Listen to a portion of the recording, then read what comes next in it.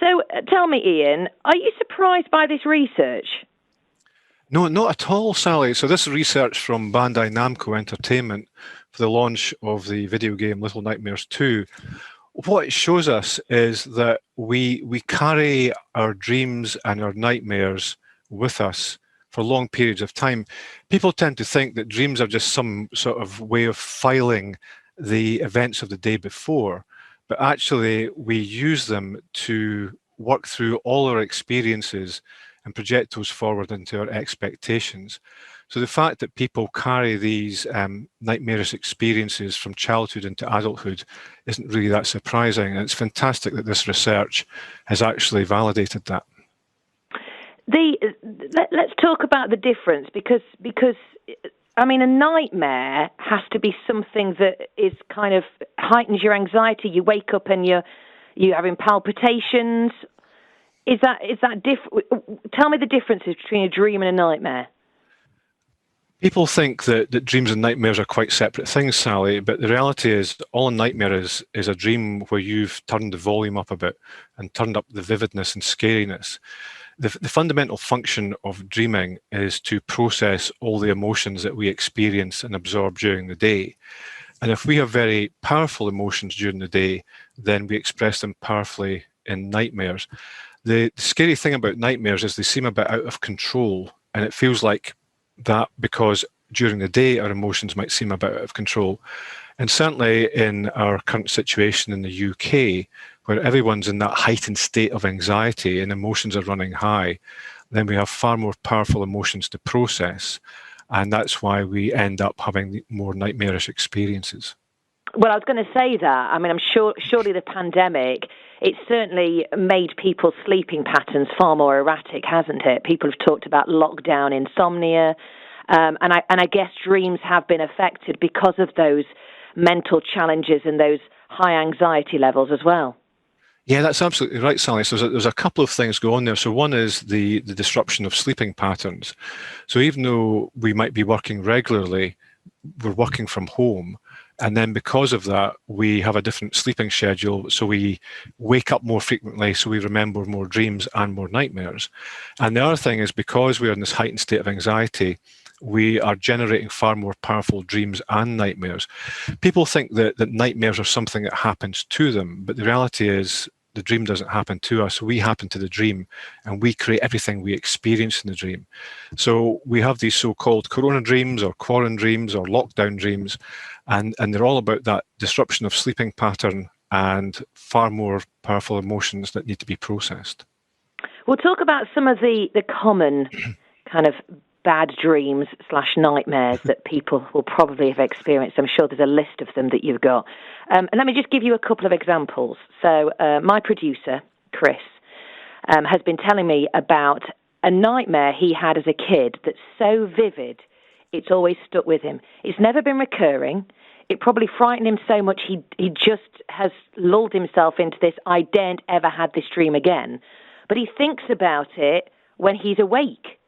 Now, that's a vivid dream. This was a clown that was, I think it was a knife-wielding clown that was trying to attack him, and he was at a theme park. Wow, now that is quite a scary dream. That sounds like so Chris should actually make that into a script, possibly sell it to Charlie Brooker for the next series of Black Mirror. So, but that idea, Sally. So the dream is because we create the dream. We're just sending a message to ourselves. When Chris was dreaming about a knife-wielding character, he felt that someone maybe was trying to stick the knife into him, or someone was wanting to harm him in some way, and not physically, but kind of emotionally, and anything to do with a clown or a theme park. It might be Chris. Whoever was doing this to Chris might have been trying to do it in quite a playful way, but almost like a bullying way. You know, oh, I don't really mean it. I didn't really mean to hurt you. But it might have been quite abusive for him. And that will stay with him because that is, there's a loss of trust there. And to resolve that, Chris just has to realise, you know, he's a powerful grown-up man now, and he doesn't need to take any nonsense from anyone. Love it. So my partner, Ed, he had one or two recurring dreams in childhood. And then one of them does still happen through adulthood. So the couple of ones he mentioned were when he lived with his mum and dad, their house is under the flight path to Birmingham Airport and where they're taking their kind of final descent. And so he used to quite often dream of a plane crashing. I imagine that's quite a common one. And the other one was they had a big pond in the back garden with fish in it, and he would dream that there was a big flood and all the fish had escaped and were kind of swimming around this flooded garden. And that's the one he still has in adulthood, which to me doesn't sound like a particularly nightmarish situation. Well, in both these dreams, Sally, that Ed has, they're quite similar to the idea of what happens in Little Nightmares 2, the video game. It's that idea of there is some suspenseful thing happening. There's something that's not resolved. So the plane crash dream, you're quite right, Sally, that's the 16th most common dream. And it's nothing to do with planes crashing. It's all about trying to get an idea off the ground and land a project successfully. And what fish represent are the ability to understand your emotions, to be in that lovely fluid environment. And so Ed's probably concerned there that he's over controlling his emotions in waking life. And sometimes he needs to just go with the flow and let his emotions flow and say what he really thinks.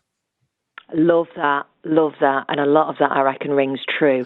You've mentioned about the plane crash being, the 16th most common. Let's talk about the kind of top couple of most common nightmares then, Ian. Yeah, so in this research from Bandai Namco for the launch of Little Nightmares, the two most common ones are, the first one is losing a loved one, and the second one is falling. So when we dream of losing a loved one, because the dream doesn't happen to us, we create the dream and we create all the characters in it, then the loved one in the dream symbolizes the quality we associate most with them. So it might be that they're very protective or very caring or very confident. And when we feel that we're losing them in a nightmare, then there's something in waking life where we have the opportunity to step up and actually express that quality ourselves. And the falling nightmare is about holding on too tightly to something in waking life. And we need to relax our grip on it and just let things fall into place. And what about the one that I used to have? I've not had it for a long time, but the inability to run away.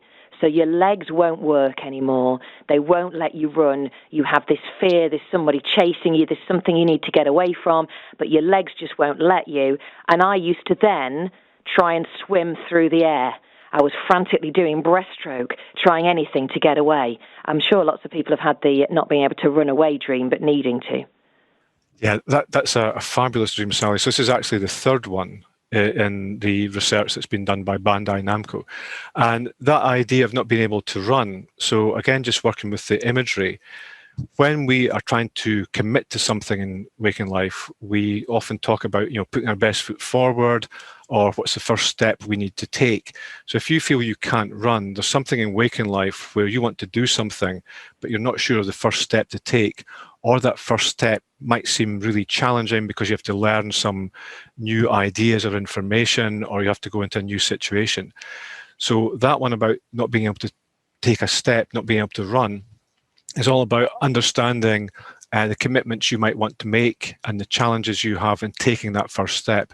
And it's like actually when you start walking, once you start walking, it becomes a very easy thing once you get some momentum built up.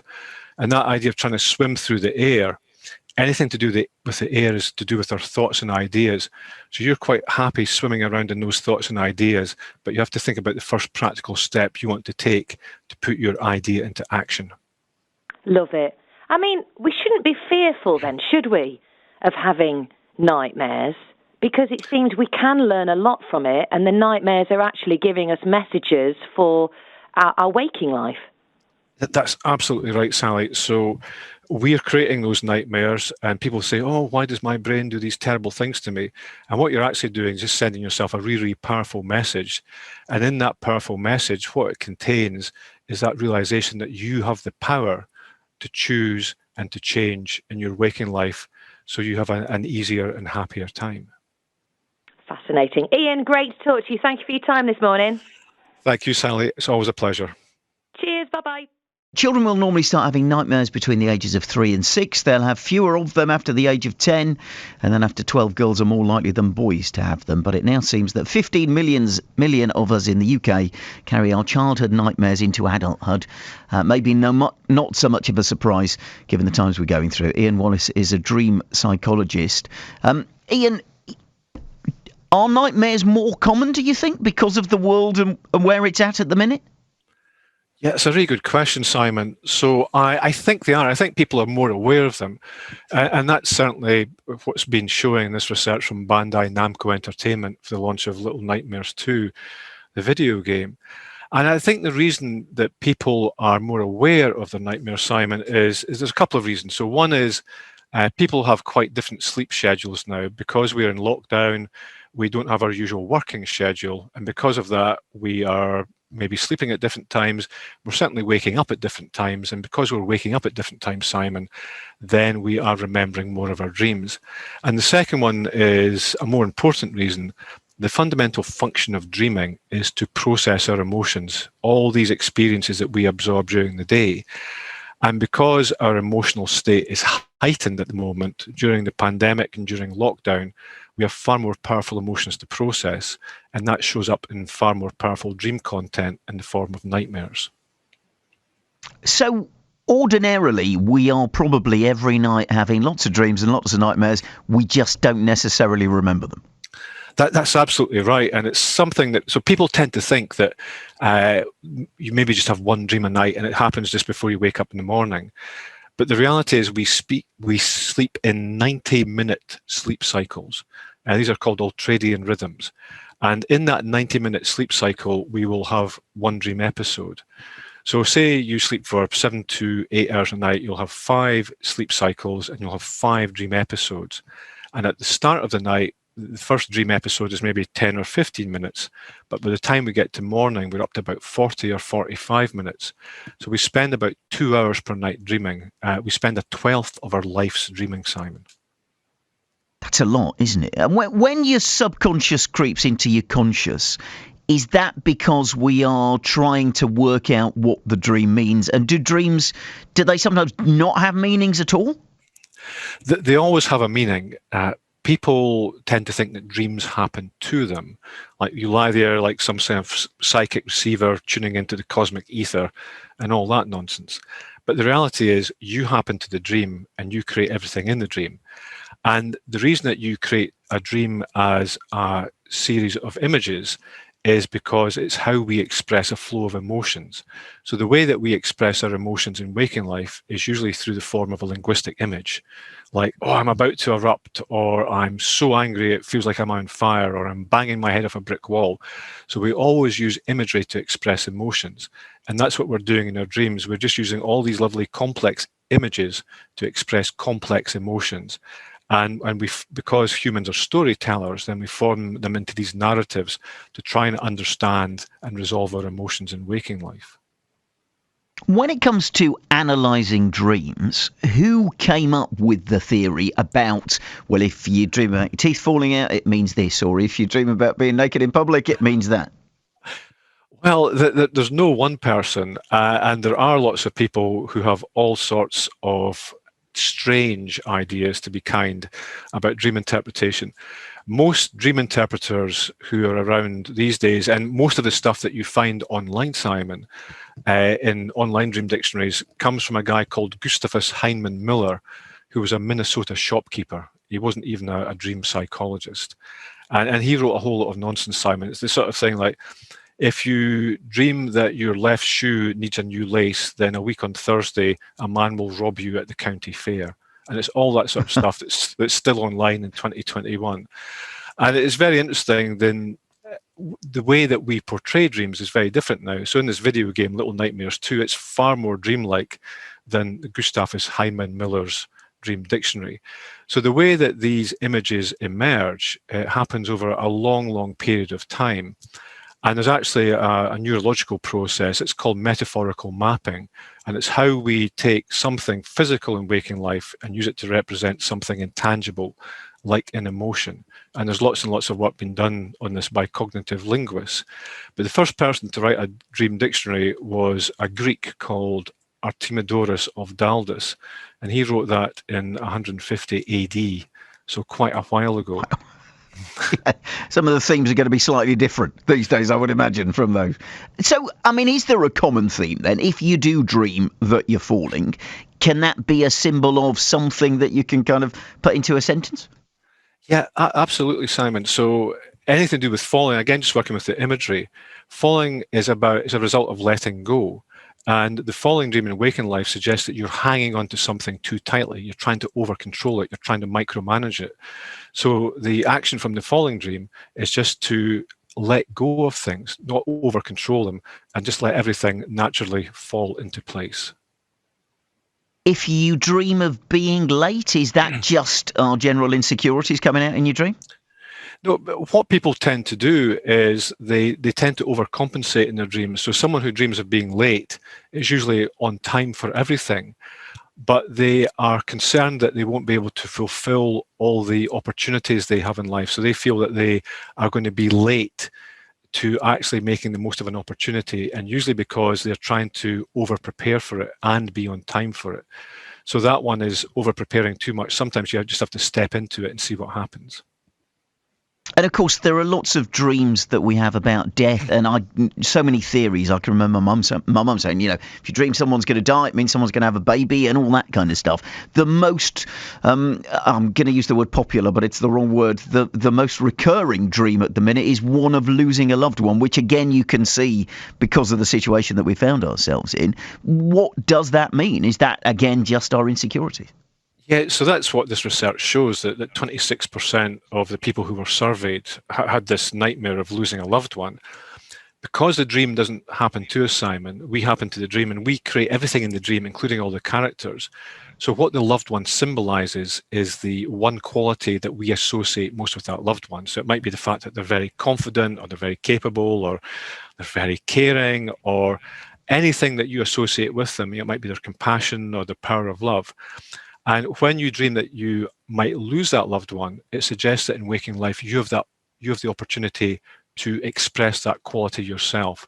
So if there's someone you know, if you have a loved one who's very, very caring, then it suggests that you might want to be a little bit more caring yourself in waking life. So are you then able to, if you know what the dream means and you know that you can change your behaviour to therefore not have the dream, does that work? Or in which case, why do we still have recurring nightmares, some of us? Yeah, so that absolutely works. So I had one client a long while ago, an 82-year-old man who'd been having the same recurring dream 3 or 4 times a week for 65 years as a result of an unfortunate incident in puberty when he was 17. And we went through the dream and we worked through it over a couple of weeks, and then the dream went away after 65 years. So the reason that we have recurring dreams, Simon, is that we don't take any action on the dream messages we're sending ourselves. So it's like someone continually trying to get through to us and send us a message, and we're ignoring that message. It's like a whole stack of unopened letters lying behind the letterbox of our psyche. When it comes to analysing dreams, and you've spent your career doing it, are there some dreams that you go, nope, I have absolutely no idea what that can be? No, not at all. It's whatever the dream is, there's going to be something in there. All you need is just one element in it. And all we do is say, right, this is the thing, this is the physical thing in waking life. What is the meaning of that thing? This thing is the what is the why behind that?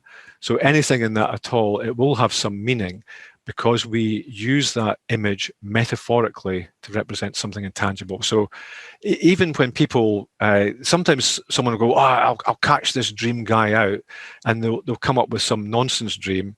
But even in generating that nonsense dream and telling me what they think is nonsense, I get a deep insight into their psyche just from the imagery they've been using.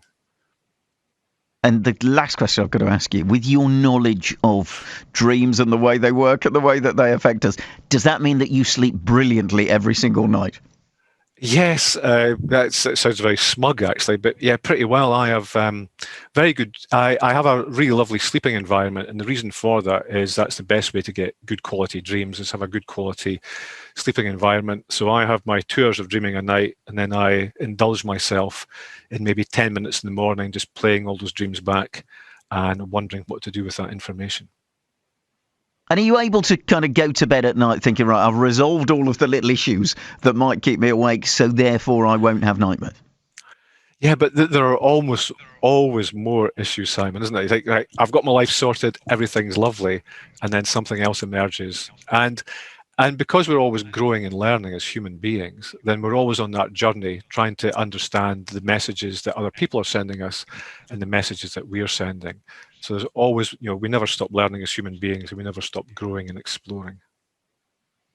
One question. I know I said this is the last question, but I'm going to put this back in further. It's a very quick one. With the way that we dream and the way that our brains work, because now we are subjected to CGI in Hollywood, games that are very visual, have our dreams and nightmares ramped up in terms of the content that we use? Yeah, they do, Simon. So there's a couple of things. So like in video games like Little Nightmares 2, because it's so immersive, then we can dream we're in that actual environment and following the characters through the game. But also with things like Netflix and all the other providers that are available, because we tend to binge watch box sets, then we find ourselves immersed in that environment and becoming very familiar with the characters in it. So they tend to show up in dreams as representing qualities that we might like to use in waking life. In a nation where we have the occasional nightmare, 15 million of us carry childhood nightmares into adulthood.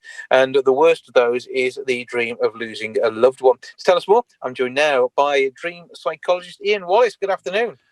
Hey, Jason, how are you? I'm very well, and I had a good night's sleep last night, so I'm feeling good. Fantastic. So do you remember any of your dreams, Jason? Well, mostly they surround winning the lottery when it's a good one. But other than that, I'm not one for remembering a massive amount of dreams, but I do remember one of my childhood nightmares involved Rhubarb and Custard, the cartoon characters, chasing me around and something horrible happening at a kid's party. But I more than that, I couldn't tell you. But dreams are a peculiar thing, aren't they? They're an essential part of our mind's workout.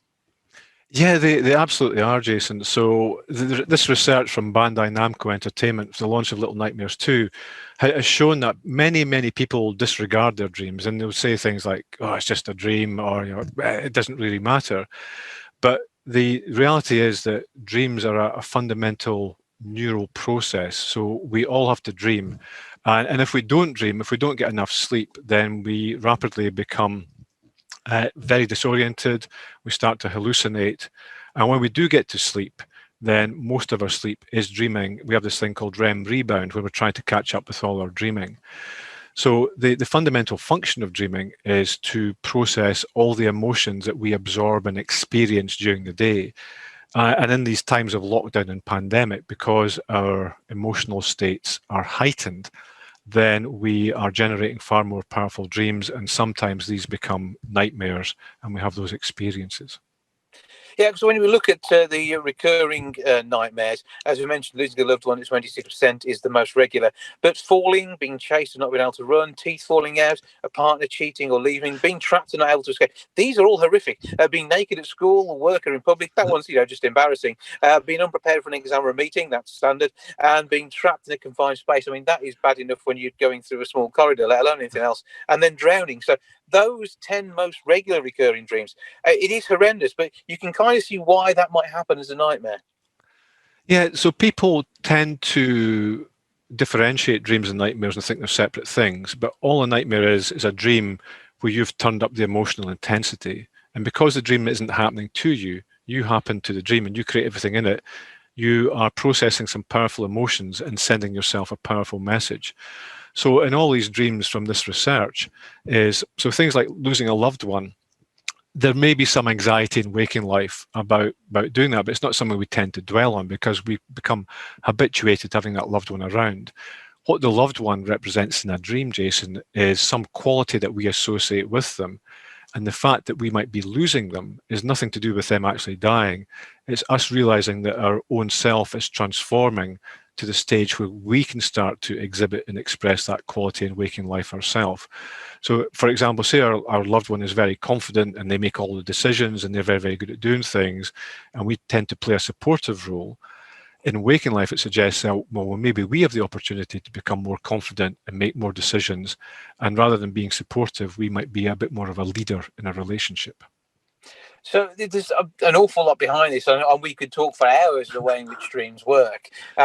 We don't have that time now, but I say it is a strange one. I mean, people's hopes and dreams are a bit of a different thing. And sometimes, if we're thinking something good, like I will go to bed thinking about that massive lottery win, in the hope that it triggers somebody else, some fun endorphin release during the night of a great dream taking place. And people have had these hopes and dreams with 55% of people across the UK looking forward to socialising with friends and family, and they want to get that into their nighttime technicolor dream patterns.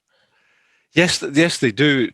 And we tend to think it's like dreams and nightmares. We think of them as separate. And it's the same with our nighttime dreams and our aspirations and ambitions in waking life. Those dreams, we tend to think those are different, but actually they're part of the same thing. Because they are being driven emotionally and unconsciously, then that's how we achieve our aspirations and ambitions in waking life. So by attending to our nighttime dreams, we can start to understand how to achieve our lifetime dreams. And things like dreaming about winning the lottery, it's a pretty common dream that people have. And it's not actually about those numbers coming up. What winning the lottery is realizing that you have a surprising and unexpected talent. And now is the time to share that with people around you. So when you dream of winning the lottery, or try to dream of winning the lottery during the night, Jason, it's always good to reflect when you wake up. Think about what talents do you have that you're not using? How can you use them to start off making a little bit of money with them? And then how can you use them in perhaps a surprising or an unusual manner? So that is a challenge for me. I like it when a challenge gets set. Okay, we'll see what we can do with that one. But meanwhile, though, I mean, when it comes down to the launch of Little Nightmares 2, how does this tie with people's dream sequences? Because often people will dream of the games that they play and maybe put themselves into those games in their nighttime state. And Little Nightmares 2 from Bandai Namco, I mean, this sounds like an interesting trigger which could prove to be a bit of fun when it comes to sleeping. Yeah, that's absolutely right, Jason. So in Little Nightmares 2 from Bandai Namco Entertainment, it is very, very immersive. And in video games and when we binge on box sets, we have the same kind of experience, that we become very accustomed to those characters and we become emotionally attached and engaged with them. And because of that, then we use them in our dreams. So in Little Nightmares 2, what happens, there are a couple of children trying to get towards a signal tower that is sending out messages. And it's a very good reflection of how we actually dream. We, in our dreams, we effectively have a signal tower that's sending out messages, and we are trying to make our way towards the source of those messages to understand them and start to make choices around them. So a bit of gameplay here could actually probably improve the way our mind looks out at the world too. Yes, and it's very, very good playing a game like Little Nightmares 2, because it helps us work through our emotions, all that suspenseful, being a little bit anxious, working through puzzles, being creative, problem solving, because that's exactly what we do in our dream life as well. We use our dreams as we process our emotions to solve problems and come up with new ways of doing things in waking life. So if we do some of this problem solving in waking life, does that mean we may get better dreams at night? Yes, we do. That we tend to have far better dreams and far more exploratory and more adventurous dreams, because we are sorting out things in waking life that might seem very challenging and scary and might make us a bit anxious. But once we rise to those challenges, then we have bigger challenges that we can face in waking life. So we still have those coming up in dreams, but we will feel far more powerful in dreams, and we will create much more rich and complex dream content. Well, before we find out about the game and where we can get more information on that, where can we find out more about you and follow you with your tweets and social media posts on such things? You can find me on my website at ianwallacedreams.com.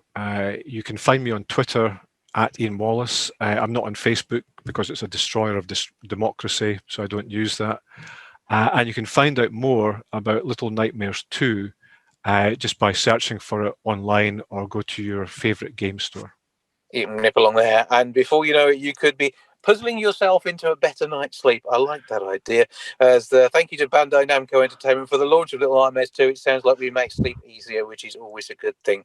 Dream psychologist Ian Wallace, thank you for joining us. Thank you, Jason. It's been a pleasure. Hello, Ian. Hey, Lucy, how are you? Hi. Good. I'm all right. Let's go straight into this. I'll just say good morning again. Morning, Ian. Morning, Lucy. How are you today?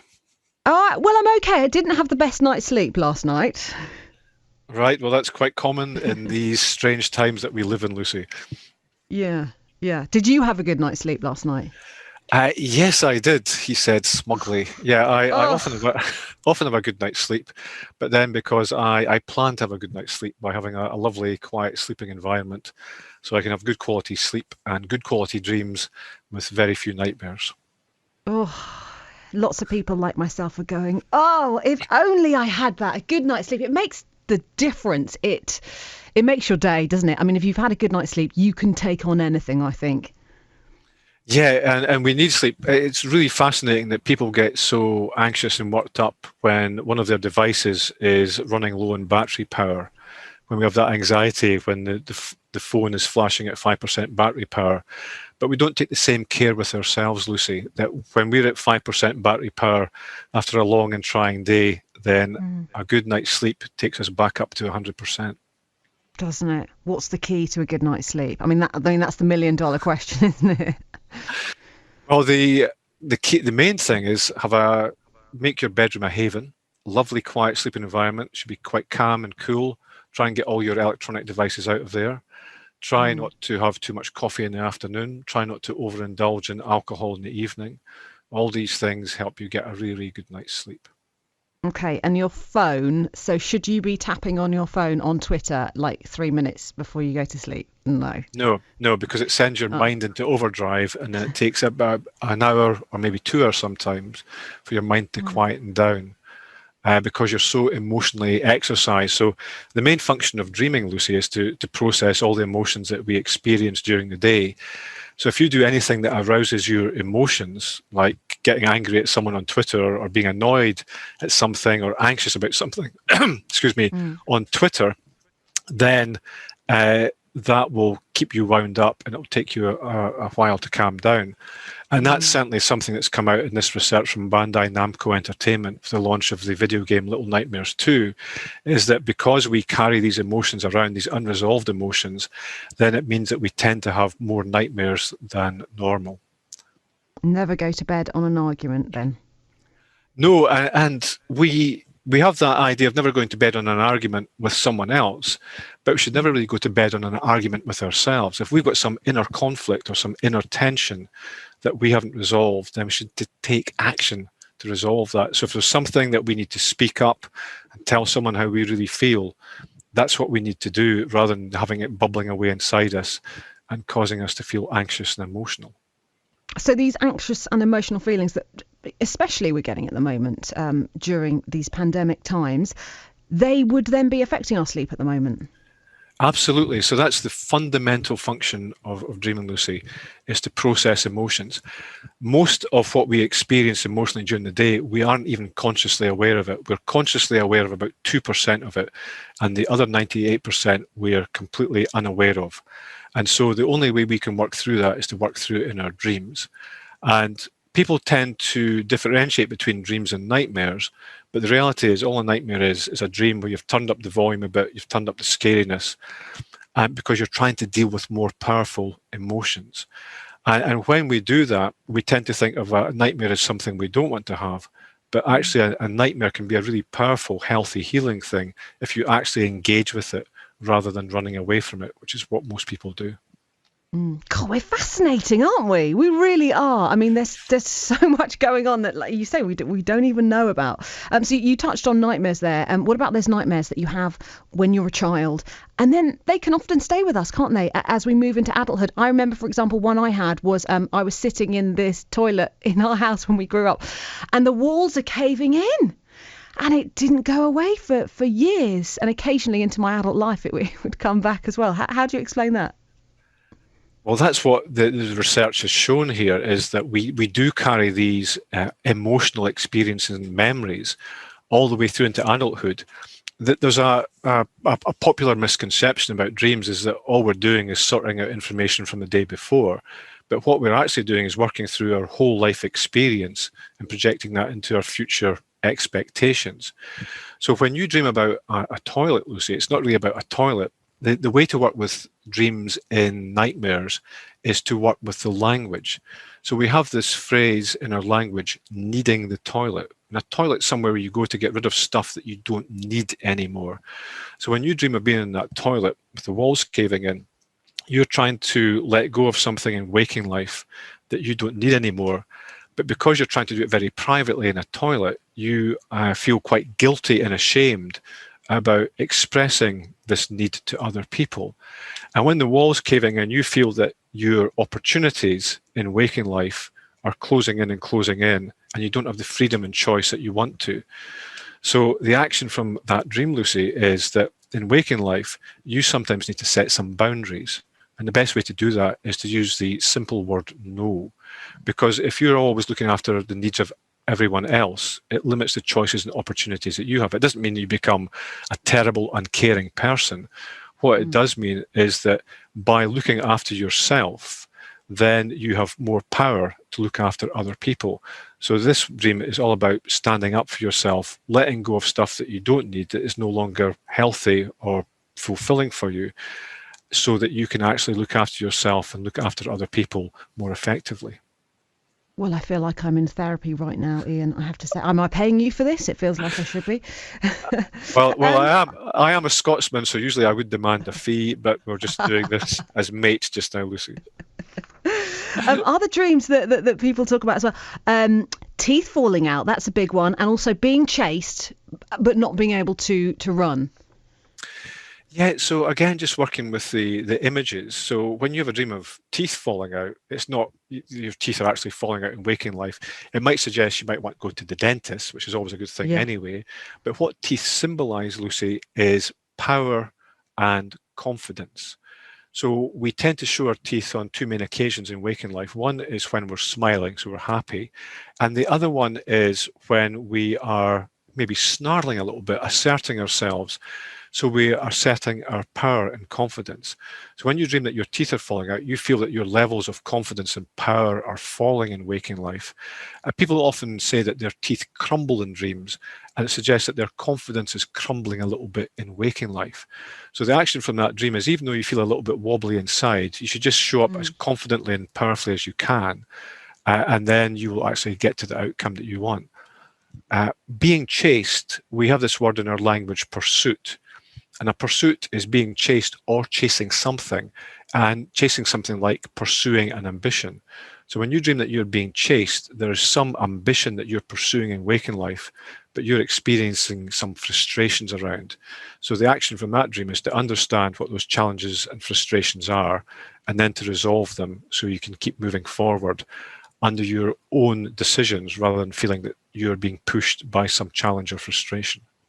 Fascinating. So what about those people who don't have dreams, don't remember their dreams? Are they all good? Have they got no baggage with them? They've got nothing to worry about in life? No, not at all. Everyone dreams, Lucy. Absolutely everyone. There are some people who may have some brain conditions or congenital conditions who don't have the neurology for dreaming, but those are very, very few. Everyone dreams. We dream for about 2 hours per night, so we spend a 12th of our lives dreaming. The main reason that people say, oh, I don't dream, is that they don't remember their dreams. Because as soon as you start to wake up, you move into a different space of awareness. And it's like walking from one room to another one, is you want to be aware of what's in the new environment, and you kind of forget about the room that you've come from. So when you wake up, as soon as you start to wake up, you will start to lose your dream imagery. Fascinating. Actually, just quickly before you go, what about those amazing dreams that you have? It's brilliant. Everything is happening. You've got the dream job. You're living the dream life. It's incredible. And then you wake up and you're like, oh no, take me back to that wonderful dream. You can't recreate it, can you? Yes, you can, Lucy. So there's a couple of things you do. So one is a physical one, is that to get back into a dream, go back in exactly the position that you woke up in, exactly the position. And the other one is just take that last image from the dream, all that wonderful thing of the dream life, the dream job, everything, and take one image and start playing around with it. So say you have a dream job, then imagining yourself making that job more powerful, less powerful, make it more exciting, less exciting. And you realize that you have the power and the choice in the dream. And as you do that, you'll slide back into the dream, and you'll probably have a little bit of control and choice in the second episode of the dream, which will be even more fulfilling for you. Oh, Ian, excellent, excellent. It's been great to talk to you. Thank you so much for your time, Ian. Thank you, Lucy. That's been super. Thank you. I'm sure during the lockdown you've been experiencing, like many, perhaps some not very nice dreams, very vivid in some cases, nightmares, you might say. Well, you're in good company. Some new research by Bandai Namco, who are bringing out a new game called Little Nightmares 2. And to coincide with that, they've done some research about bad dreams and nightmares, and I'm very pleased to say, to talk us through it, we have dream psychologist Ian Wallace. Hello, sir. Hey, Colin, how are you? I'm really well, thank you. And yourself? Good, I hope. I'm great, thanks. Lovely to be speaking with you, Colin. Likewise, I hope for someone in your line of work, perhaps your brain is of such that the way it works, you probably don't have nightmares at all, do you? Well, I do, Colin. I wouldn't call them nightmares. People tend to make this differentiation between dreams and nightmares like they're completely separate things. But all a nightmare is a dream that's more emotionally powerful. You've maybe turned up the vividness and the colour and the scariness a bit. But when I have something that's approaching a nightmare that's very, very powerful, there are some lovely things you can do with it. So people tend to shy away from nightmares and not want to use them. But one of the key things you can do with a nightmare, Colin, is use it to learn how to lucid dream, to make choices in your dream. And the reason for that is that we often want to wake ourselves from a nightmare. And at that moment, we realize that we are at that point between being awake and still dreaming. So we're consciously aware that we're dreaming. And in that moment, it's possible to stay in the dream, in the nightmare, and start to make choices around it. So, for example, say you're being chased by something or something terrible is about to happen, you can actually change the outcome of events in that nightmare. Wow. It must be very good for creative people as well, because they get good ideas for things if you're writing a book or a film or something. Yeah, well, all human beings are creative, and people make this, again, it's like dreams and nightmares, Colin. They make this differentiation between normal human beings and the creatives who perhaps paint in oils or do site-specific installations. But the reality is that humans spend a lot of their time creating, not in the sense of creating artworks perhaps, but problem solving and working out puzzles and understanding what to do. And that's why there is such good resonance and alignment with this research from Bandai Namco Entertainment for the launch of Little Nightmares 2. In the game is all about working out how to get to something, how to get to an outcome. And in that process, you have to work through some quite powerful emotions and solve lots of puzzles and problems. So there is a lot of resonance and reflection and alignment there. So you sort of mentioned in the introduction that you hear a lot of people saying, especially during these last sort of 12 months, people's dreams, good or bad, seem to be a lot more vivid. Yeah, there's a couple of reasons for that, Colin. One is that because our sleeping schedules have been quite disrupted, most people don't have their normal sleeping schedule. And because of that, they're maybe sleeping at odd times and they're waking up more during the night. And because they're waking up more, we tend to wake up from a dream. So we tend to remember our dreams more. And the other reason is far more fundamental, is the main function of dreaming is to process our emotional life. And because we are in a heightened state of anxiety during the day, we have far more powerful emotions to process, then we are creating more powerful and more complex dreams. And that's why people are reporting far more dreaming activity than they would normally.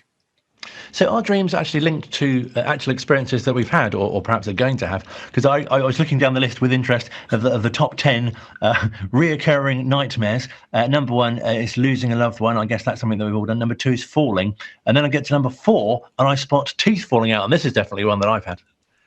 Yeah, so... But I haven't had any teeth falling out. My teeth are very good. Well, that's great, because I have the classic Scottish dentition, Colin, so I can only envy you, your perfect teeth there. But in that, people take dreams too literally. They think, right, you have a dream that your teeth are falling out, that means that your teeth are going to fall out in waking life. And there are all sorts of old wives' tales and misconceptions around something like teeth falling out. Some people think it means that you're worried about money, or some people think in some cultures that our a distant relative is feeling poorly, and there's no causal explanation for that. The way that we work with dreams in the 21st century is to understand that these dreams are emotional images and they symbolize something. So what teeth symbolize, Colin, are power and confidence. We tend to show our teeth on two main occasions in waking life. One is when you're smiling, you're kind of happy and confident, and the other one is when you're maybe snarling a little bit, when you're asserting your power and confidence. So if you dream that your teeth are falling out, then there's some situation in your waking life that's causing your confidence levels to fall. And people often say that their teeth are crumbling in this dream. So your confidence is crumbling. And if it's your incisors that are falling out, then you need to be more incisive and decisive in some situation in waking life. So we have this whole complex imagery around teeth. And the action from the teeth dream is, even though you're feeling a bit wobbly and crumbly inside, you just need to appear powerful and confident to other people, because power and confidence is all in the mind. And the more confident you can make yourself feel, then the more likely you are to get to the outcome you desire. That's very interesting. I can't tell you the sense of relief as well when you wake up and find that your teeth haven't fallen out. This is excellent. This is a great feeling. Yes, you do that run round with your tongue, like, oh my goodness, they're still all there. Yeah. I guess that's the same with many dreams, though. There's some about falling, aren't there? And that's not something that I've experienced. Tripping, I've had a dream where I've tripped and then I've sort of woken up and gone, oh, what was that? That's a bit weird.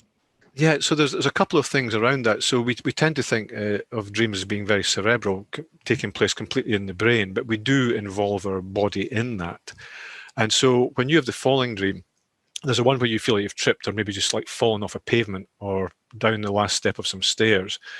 There's a phenomenon that happens just as you're falling asleep, which is called a myoclonic jerk or a hypnic jerk. And what happens when you go to sleep, you start to relax all your muscles. And if you have any residual muscle tension from during the day, there's a final twitch as that's finally released. And that's that jerk that you feel as you are falling asleep. And the other one is the symbolic one, is we associate falling with letting go of something. And when we create the falling dream, it suggests that we are holding on to something too tightly in waking life, that we're trying to micromanage it or over control it. So the action from that dream, because a dream is just a dream until you put it into action, is not to try and over control something, not to micromanage something, just to let go of a little bit of control and let everything naturally fall into place. This is all very interesting. I think what's nice as well is because people can probably relate to this and think, oh yes, I've had this dream, and they think it might just be them. But to hear that, it affects other people as well. Something else that scanning down the list of top 10 that I noticed, on a couple of things, there's things linked to being trapped. And I remember I've had a dream a few times where I've been in this hotel and I couldn't get out of. But it's not a hotel that I've been to before. It's not like I've had some terrible experience in Bournemouth in childhood, for example. But no, I haven't. It was a very nice experience at the hotel there. But it's strange that all the rooms are on so many different levels and I can't get out. That's a bit strange. Yeah, so in that one, anytime we dream about a building, Colin, we're actually dreaming about our own self and our own identity. So the number one dream symbol is the house. And that the reason for that is houses have got insides and outsides, and so do we as human beings. We have inner lives and outer lives. And so when you dream that you're in a hotel is kind of like a temporary house. It's a set of temporary identities. It's a number of identities that you can inhabit in your waking life. So when you feel that you're trapped in a hotel, Colin, it suggests that in waking life, maybe you feel that people are pigeonholing you into a particular sort of identity, but there is so much more to you beyond that. You have more talents or more abilities than other people think. And that's reflected in this game, Little Nightmares 2, where we are moving through a whole series of rooms in order to find out who we really are and how to fulfill our ambitions. It's really interesting as well how the survey showed that obviously with the lockdown period, people having dreams as well, sort of linked to, perhaps going on holidays, just things that they've not been able to do in the last period. Yes, and that's something that we do in dreams. So we the word dream has a couple of meanings. It means these nightly phenomena that we all create, but also our hopes and ambitions in waking life. And people tend to think that dreams are just a kind of filing, a sorting of what happened the day before, but we take our whole life experience into the dream and work through it, and we use that to project forward into our expectations in life. So some people might just say it's a frustration that we can't do that thing, but we're actually using that symbolism of going on holiday or being able to go to the pub or even just go for a walk without a mask, all those things, to understand the freedom and choices we have in our current situation. And you must get people say to you a lot as well that, you know, they're very envious of people who have these sort of dreams and nightmares because they can't remember their dreams at all. Well, everyone dreams. We all dream. We all dream for about 2 hours per night. So we spend a 1/12 of our life dreaming, Colin. And in that, people don't remember their dreams too well because as soon as you start to wake up, you'll start to lose dream imagery. But if you want to remember your dreams, Colin, and our lovely listeners want to remember their dreams, all they have to do is to remember 3 words. And those 3 words are will, still, and fill. Although that sounds a bit like a boy band, it's a really handy thing to be able to do. So to start off with, when you go to sleep tonight, as you lay your head on the pillow, say, tonight I will remember a dream or part of a dream. And that sets the intention. And then when you wake up, whenever that is, don't look at the clock, don't chat to anyone, don't even wiggle your toes, because as soon as you start to move your body, you'll lose dream imagery. So lie completely still for as long as you can. And as you lie still, you'll get dream imagery coming back to you. And then all you have to do is fill in the gaps between those images and you'll get a dream narrative emerging. So will, still, and fill. I think we'll be dreaming about a boy band now. You said that. Yes, we could have launched something amazing here together, Colin. Yeah. Good for Will, Still, and Phil. Great future ahead. Where can people find out more, either about the game or dreams more generally? To find out more about Little Nightmares 2 from Bandai Namco Entertainment, you can just search for it online. There's lots and lots of information about it online. People have been doing playthroughs on YouTube, which are really interesting to watch, really engaging. Go to your local game shop, and to find out more about dreams, one place you can go to is ianwallacedreams.com, and there's lots of information about dreams and dreaming on there. Great to speak to you. Thank you so much for your time. Thank you, Colin. That's been super. Ian Wallace is a dream psychologist speaking to us here at Wickham Sound. Love music. Well, this is all very traumatizing to talk about this. What are the main themes in the childhood dreams that stick with us through our lives? Well, this research from Bandai Namco Entertainment for the launch of Little Nightmares 2, Julie, it shows that these nightmares and dreams do stay with us. And we tend to think of dreams and nightmares as something that's just to do with sorting out the previous day's events. But the reality is it's all part of our emotional life. And all our experiences are woven into the dreams that we create every night as a way of understanding our expectations and aspirations in the future. So the main things that have come out are that these 15 million Britons have a childhood nightmare that they take with them. And one of the fundamental reasons for that, Julie, is that we use our dreams and our nightmares to process our emotions. And sometimes we have things from childhood that are emotionally traumatic and not huge things, but it can be something, it could be some sibling rivalry, or maybe perhaps we didn't get the opportunity that we wanted when we were a child.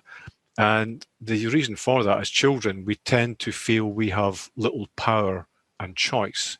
And because of that, we feel that we are being told what to do and controlled.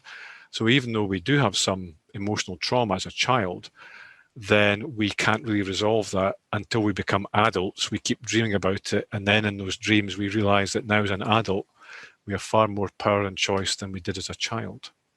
Even children, though, with the happiest lives have nightmares, don't they? Yeah, we tend to differentiate dreams and nightmares like they're two completely separate things. But all a nightmare is, Julie, is something where you are processing more powerful emotions. And it's very contextual. So it may be that someone who's had a very privileged life didn't get the pony they wanted for their birthday. And then because of that, they feel that they are not as worthy as maybe a sibling or some of their peers at private school. So that's one way of thinking of it. But the other side of that, because it's all relative, then we get traumatized by quite small things. And we can carry these things through. So even though you've had a really happy and fulfilling childhood, as you encounter things as a child, those might make you feel anxious. Even though you've got very loving, caring parents and a really stable home and all those lovely things, you might still feel anxious. And that's one of the things that's reflected in this game, Little Nightmares 2. It's about a couple of children making their way through a series of challenging and suspenseful events to understand the messages that they're being sent. And that's exactly what happens when we dream as a child. Let's talk about some specifics. I think most of us probably had falling dreams or still have them. That dream where you're suddenly falling and you wake up with a shock. What prompts something like that? There are a couple of reasons for that, Julie. So one is that although we think as dreams taking place completely in the brain, we actually involve our bodies in the dream as well. And so when we are falling asleep, we start to relax all our muscles, particularly our large anti-gravity muscles, our arms, legs, back, torso. And as we do that, when the final piece of residual tension is released from those muscles, we experience a phenomenon called a myoclonic jerk or a hypnic jerk. And it's that kind of twitch that you feel as you're releasing that. And when we are falling asleep and starting to dream, then that hypnic jerk shows up as us tripping over the edge of a pavement or jumping off some stairs. And the other one, rather than being physical, is more mental and symbolic. So the way we work with dreams, Julie, is not to do all the old wives' tales and misconception stuff. We work with the language and the imagery. So if you dream that you are falling, there's something in waking life that you are holding on too tightly to. So it suggests you're trying to over-control something or micromanage something or make something happen in a very, very particular way. And the action from that dream, Julie, is just to let go a little bit in waking life. Don't try to micromanage, just let things naturally fall into place. Another one for you, and I used to love these dreams. I rarely have them now. When I was young, but I think many people do, the dream of flying, where you're just gliding maybe 15, 20 feet above the ground over everything. What prompts that? The flying dream is the sixth most common dream in general terms, not in the survey, but it's the sixth most common dream that we have. And again, working with language and imagery, a lot of our language around obligations and commitments is to do with weight. So we can say it's a really burdensome task, or do you realize the gravity of the situation, or she has a huge weight on her shoulders. So usually in waking life, it suggests that you have managed to find a way around a problem or a challenge that's been really weighing you down. And when you've done that, when you've resolved that challenge, you have that feeling of freedom, being as free as a bird, walking on air, again, all these linguistic images. And in doing that, that's when you start to create the flying dream. You feel that you've risen above this situation that's been holding you down. One of the very common dreams, I think most people in radio have had a dream where they're in the studio and everything goes wrong. And a colleague of mine, who shall remain nameless, but he presents the breakfast show, dreamt he was sort of naked in the office. Is that a tad of anxiety about fulfilling your role in life when you have that kind of everything going wrong dream? Not really. People tend to think that dreams are all about anxiety, but I often say there's no such thing as a bad dream. What is actually happening, so someone who has that public performance dream, which is actually the 18th most common dream in general dreaming surveys, is that they are usually very, very attentive to detail, and they go over everything again and again and again. So what they're trying to do in the dream is just ensure that they have got all the details right. But the other part of the dream, in trying to get every detail right and make sure that everything is going to go out properly to the listeners, they're not actually listening to their own voice. They're not realizing how well they're performing and how well they're doing. So that dream of the things all going wrong in the studio is more about listening to yourself and actually celebrating how good you are at your job. The naked in public dream is the fourth most common dream. And that dream is all about the self-image you present to other people. So the main way that we present our self-image in waking life is through the clothes that we wear. So if you dream that you're naked, you feel that people can see the real you and not the image or persona that you're trying to present. But that can be a really good thing, because when you open up to other people and show them who you really are, then you build trust with them and they can really appreciate you for the person that you are. What is the most popular theme of a dream? The most popular theme generally is being chased, and it came out as third in this survey. And again, working with language instead of old wives' tales, when we use the word pursuit in waking life, we're talking about being chased or chasing something. So the being chased dream is all about pursuing an ambition in waking life, but you're encountering some frustrations and challenges around pursuing that ambition. And the imagery from the dream will indicate how to resolve those challenges in waking life. Can you actually determine what you dream? My husband always reckoned he could, if he was in the middle of a good dream and he woke up, he could get back into it. Is that possible? Yeah, it's absolutely possible, Julie. So we tend to think of dreams as something that happens to us, but the reality is it was found out in the 1990s that dreams don't happen to us. We happen to the dream and we create everything in the dream. And there is a phenomenon that all humans can do. It's called lucid dreaming. And in lucid dreaming, you can make choices in the dream. So you can decide to go someplace, you can decide to meet with people, you can change the course of a dream. And one of the best ways to do that, although it sounds a bit scary, is when you experience a nightmare, because there's a point when you try to wake yourself from the nightmare where you are aware that you are dreaming. And at that point, you can start to make changes and choices in the nightmare by whatever it is that you feel maybe is pursuing you or the scary situation. You can start to move things around there. You can move the characters around, the objects, the places, the events. And in doing so, by making choices in the dream, you also start to realize that you always have more choices than you think you do in waking life. And you always have more power than you think you do. Oh, Ian, that was fascinating. Thank you so much. I loved it. Brilliant. Thank you very much indeed. I appreciate it. Thank you, Julie. That was a pleasure. Take care. Look after yourself. Bye-bye. I'm always fascinated when I get told you can talk to somebody about dreams, because one of the things I've noticed, particularly talking to my wife, is that during the time of, well, what it's been like for almost the last 12 months, she says she's dreaming a lot more. There's someone who can tell us more about this, because there's been some fascinating research carried out by Bandai Namco Entertainment, which claims that 15 million Brits carry childhood nightmares into adulthood. Will you welcome to Siren Radio the dream psychologist? I think that's the poshest title I can give you, Ian Wallace. Ian, are you there? Thank you, Andrew, for such a lovely welcome.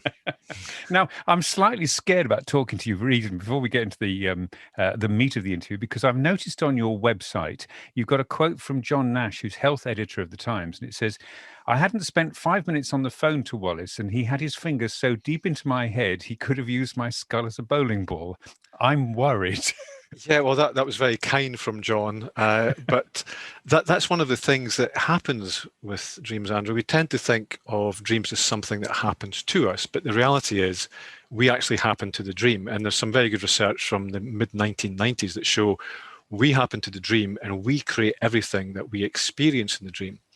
And the reason for that is when we dream, we're not tuning into some mystic ether, like some kind of psychic receiver. What we're actually doing is processing lots and lots of emotions. And we are using the dreams as a way of processing our experiences from waking life. So the thing that happens with dreaming, it's not something you're observing, it's something that you are creating and generating. And what you're actually doing is holding a mirror up to your own psyche. And in effect, the dream is the ultimate self-portrait. It's the ultimate selfie. So when someone shares a dream, what they're actually doing is showing who they really are, what they really need, and what they truly believe. It's absolutely fascinating hearing you talk about this, because one of the things that I find about dreams is I either remember them when I wake up or I don't, but I know I've been dreaming. What mechanism happens when you wake up that either means that you remember it or you don't remember it? Everyone dreams, Andrew. We all dream, and we dream in cycles. So we have this thing called an ultradian rhythm, which lasts for about 90 minutes. So if you sleep for 7 or 8 hours a night, you will have 5 sleep cycles. And in each one of those sleep cycles, you will have a dream episode. And the first one starts off when you go to sleep about 10 minutes, and then it works up to 40 or 45 minutes when you get to morning. And as soon as you start to move, when you wake up, you will lose dream imagery. When you go to sleep, you secrete a substance called glycine into your brainstem that effectively keeps you still while you are sleeping and dreaming. But when you move, that starts to be reabsorbed. And then at that point, you start to lose dream imagery. So the best thing to do when you wake up, if you can lie completely still for a minute or two, you'll get dream imagery coming back to you. Okay, I'll try that tomorrow morning. Yes. The thing is, I also need to leap out for other reasons because, being a man of a certain age, you Yes, can't well. lie. We won't go into that here. The research that I talked about, it claims that nearly a fifth of Britons have developed a phobia through having experienced a nightmare, and over a fifth are experiencing nightmares for things like spiders, bugs, and creepy crawlies. Is that something that is inherently part of children's way of dreaming, and that we carry it into adulthood? Yes, so that's one of the reasons that this research by Bandai Namco Entertainment is so interesting, because it's based on effectively a very, very dreamlike experience of the video game Little Nightmares 2, where people are trying to get to something. And in the video game, there are two children trying to understand messages that are being sent to them, and they have to go through a whole series of challenges. And it's the same thing, exactly the same thing happens in real waking life, Andrew. When we are children, although we might have a very, very happy childhood, it seems constantly beset with challenges, with things we have to learn, with places we have to go, with challenges that we have to overcome. And some of the things that we encounter as a child might not seem a big deal as an adult, but they leave an emotional memory. So we might have a phobia about spiders or about snakes or something like that we have had as a child, but because we have never resolved that emotional memory and done something with it, we do carry it all the way into adulthood. And of course, I suppose during the last 12 months or so, we've had more time to reflect on things because our daily routine, perhaps going to work and things like that, has just been so disrupted. Our brain is now full of things that it's perhaps not used to. Yeah, that's exactly right, Andrew. So there are a couple of things. So one, because our sleeping patterns are different, we tend to wake up more. And because we usually wake from a dream, then we tend to realize that we've been dreaming more. But the other one is the thing that we mentioned previously, is that the fundamental function of dreaming is to process our emotions. And the more powerful those emotions are, then the more we have to dream, and more powerful and more complex and perhaps nightmarish dreams that we create to actually try and resolve those emotions. And that's why so many more people are reporting these so-called corona dreams or quarantine dreams, because of all the emotions and anxieties that we have in waking life that we're unable to resolve. I'm guessing, though, ultimately dreaming, whether it's a nightmare that you're falling or you can't rush to a meeting or something like that, are actually good for us, because it is the brain sorting things out when we are supposedly not interfering with the way the brain works and the way the body works during our sleep patterns. Yeah, that's very, very true. So in that, because we have that flow of consciousness, we're not censoring it in any way, we're not over-analyzing it in waking life, we just have this pure flow of consciousness from who we are, from our psyche, then that's working through it and processing it all. So one of the things I often say to clients is there's no such thing as a bad dream, because all these things that you are creating, you're creating them for a reason, because you're trying to send a message to yourself of how you can affect some change in waking life. But if people like me, when they wake up, completely forget their dreams, is that a problem, or has the body and the mind just simply sorted it out and you can get on with the rest of the day? No, it's more like moving from one room to another one. So sometimes men of a certain age, not naming any names, Andrew, but sometimes you might walk from one room to another to get something. And then when you go into that room, you forget what you came into that room for. You're reading me just like our friend from... And it's not because you have any encroaching senility or anything like that happening to you. The reason is, Andrew, is that as soon as you shift space, humans are very, very spatial. We make sense of things using something called spatial cognition, and not just physically, but also conceptually. So when you change a space, then your awareness changes as well. So when you move from one room to another one in waking life, that changes, or from one environment to another. And the same thing happens when you move from dreaming to waking. You've been in one particular space and you've been spatially aware of that. and then you move into another one.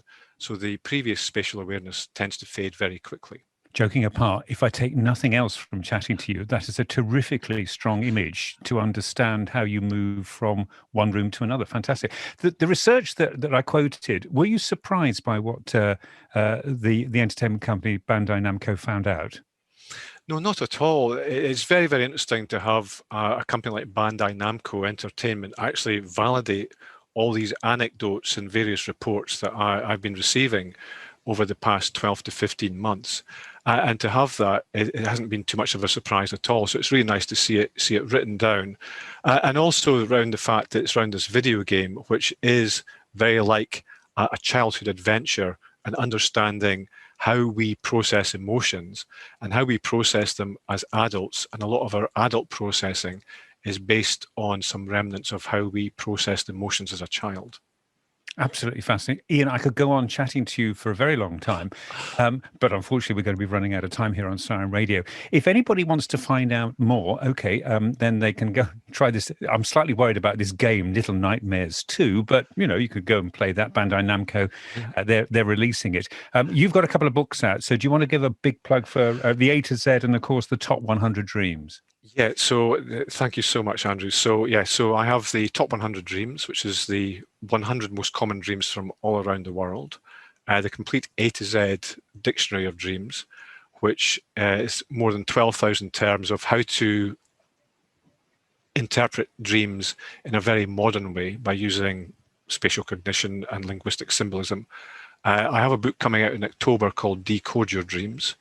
And if you want to go and play Little Nightmares 2, which I strongly suggest you should, whatever age you are, then you can find out more about it online or go to your favourite game shop. Ian Wallace, dream psychologist, thank you so much indeed for spending time with us here on Siren Radio. It's been an absolute pleasure, Andrew. Thank you so much. How are you sleeping at the moment? Our routines are all over the place, aren't they? So that might be having an impact on your dreams. Today we're going to delve into those dreams and find out what it is you're dreaming about and why you're dreaming about these things. There's the classic things, isn't there? Like turning up to a meeting with no trousers. I say classic. That's what everybody's doing these days. That's de rigueur. That's how the classic Zoom meeting is going. Or there's the one where your teeth fall out. Or there's the one where you're racing for a bus and you can't move, that sort of thing. Let's talk through these dreams and some of these nightmares as well with the dream psychologist Ian Wallace. Hello, Ian. Hey, Gail, how are you? I'm not too bad. How are you? Did you dream last night? I always dream, Gail. In fact, everyone on planet Earth dreams. We dream for about 2 hours per night, so we spend a 12th of our lives dreaming. Oh my gosh. Why do some of us remember them and some of us don't? It tends to be a habitual thing, Gail. So if you actually set the intention to try and remember some of your dreams, then you will remember them.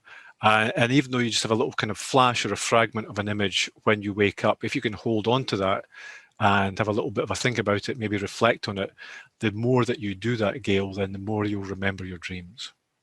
Well, I know there's some new research out, and it's about us carrying childhood dreams and nightmares into adulthood. Does that mean that some of the things that we've dreamt about, we've now got phobias with? Is it that stark? Yes, well, not that stark. So there's no such thing as a bad dream, Gail. It's all very, very nuanced. So this research from Bandai Namco Entertainment for the launch of the video game Little Nightmares 2, what it's shown is something that has been discussed anecdotally and reported in various ways. But this research has actually validated that dreams are not just something that we use to process the previous day's events. We use our dreams to understand who we are and who we've been and who we can become. So sometimes in childhood, well, very often in childhood, we encounter things that we're scared of, that heighten our emotions that we don't know how to cope with. And sometimes those are resolved in childhood, but other times we carry that phobia into waking life. So if we've had an unfortunate encounter with a spider, or perhaps say we've been bitten by a dog as a child, then we might have a phobia about dogs, even though most dogs are really lovely and affectionate. I see. Why do we have recurring dreams? Is there a reason for them? Is our mind trying to tell us something? Yes, it is. People tend to think that dreams happen to them, Gail, that we lie there like some kind of psychic receiver tuning into the mystic ether and getting all these messages coming in. But the reality is we happen to the dream, Gail, and we create everything in the dream. And what we're effectively doing is transmitting messages to ourselves. And we're trying to make sense of those messages. The fundamental function of dreaming, Gail, is to process emotions from waking life. So all the things we create in our dreams, all those stories and narratives and imagery are a way of symbolizing our emotional life. So we're trying to sort out our emotions in waking life through the process of dreaming.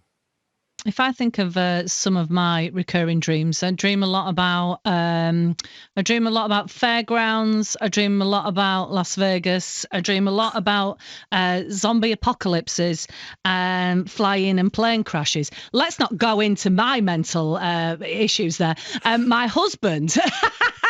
He only ever has one recurring dream. So I'm quite fascinated by my own dreams. But he only ever has one, and they're all connected to the same thing. And he'll say every now and again, "Oh, I've had a dream." And I'll say, "What is it?" And it's always connected to his car. It'll be his car's gone missing. There's something wrong with his car. His car's turned into a little child's car. Or there's something terrible happened to it. Why is he obsessed with his car? What's that about? The reason we have recurring dreams is we're not paying attention to these messages and resolving them in waking life. So with your husband's dreams, when we dream about a car, he's not dreaming about his actual car. He's dreaming about his drive and ambition in waking life. So we use vehicles and dreams to symbolize how we get to where we want to go to in waking life. That's so funny. I always say he's got no drive and ambition. You've got no drive. You've got no drive. You don't want to do anything else. You're just fine. Yeah, well, that's exactly it. So he probably does have drive and ambition, but perhaps his partner isn't supporting him enough. Who knows? Not wishing to delve into the nature of your relationship here, Gail.